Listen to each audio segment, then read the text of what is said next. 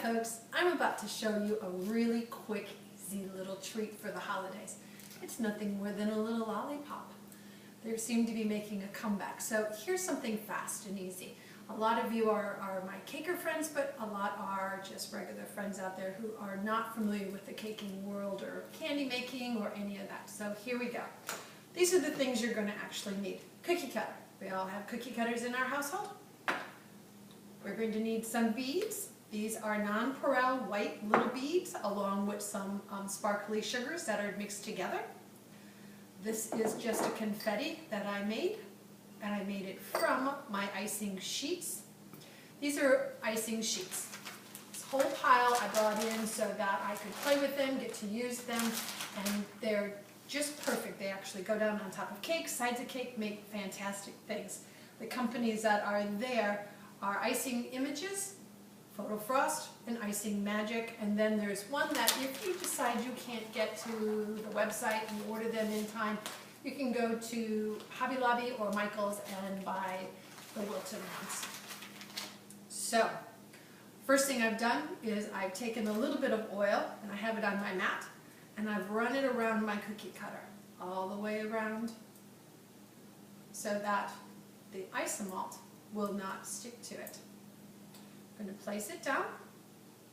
What I have here is Cake Place isomalt that I've heated in the microwave, and I'm just going to go ahead and start to pour it.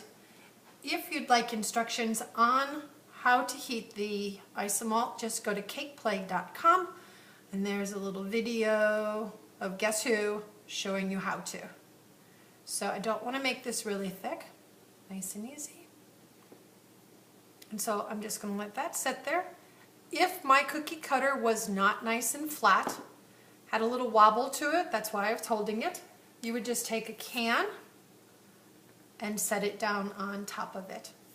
Now, I think mine will stay. The great part about this is I think this is a project that kids can do as well. With the exception of heating and pouring the hot isomalt, they can make like the little candy cakes, which is nothing more than an icing sheet that I have in red here, and the gold and silver. And I've simply taken a pair of craft scissors and cutting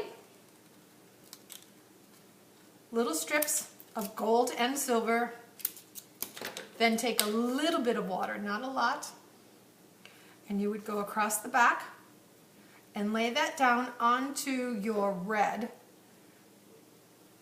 on an angle, and what that water is going to do is help keep them together so that when you go to set this down, there's no movement for you and you don't get aggravated.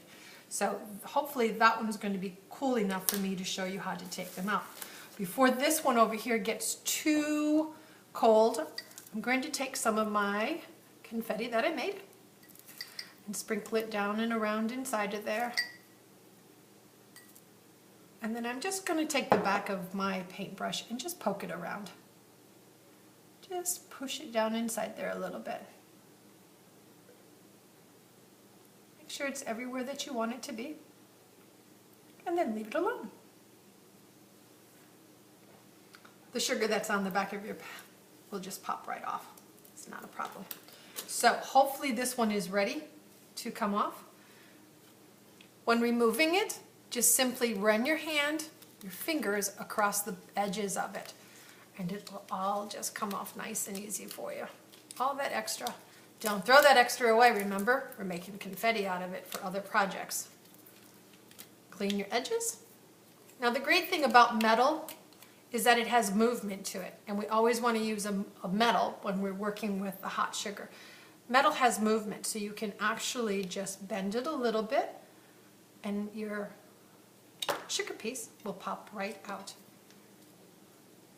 If it's got some edges that need to be cleaned up, just clean them up. And we have our candy cane. I actually have over here lollipop stick. I'm going to dip it into just a little bit of the hot isomalt and apply it to the back. I'll actually set that down to do it. Move that out of my way and let that cool. There you go. One candy cane. And you can come back and clean up your edges. This is what I like about this though. Quick and easy, a little bit of water right around your edges, not a lot, just a little bit, and then dip it down inside your sparkles. And you get just a little bit of a snow effect that's been brought on top of it. Okay. I have a tree over here that I pre-made for you. Same thing that's down inside here. I'm going to do the same. Actually, just a little bit of water along my edges. Cover the bottom. Give it a base. And then come in here and then just sprinkle my snow on. Now, when your sugar is hot from the microwave, that would be the time that you can add any of your flavors to it that you want to, because it actually has no flavor to it. It's less sugar or less sweet than regular sugar. And is it edible? You bet it is. 100% edible. As with anything though, everything in moderation. Too much of a good thing will always give you a bellyache. Finish it up, pop it down inside of a bag, give it a little ribbon, and you can amaze your friends.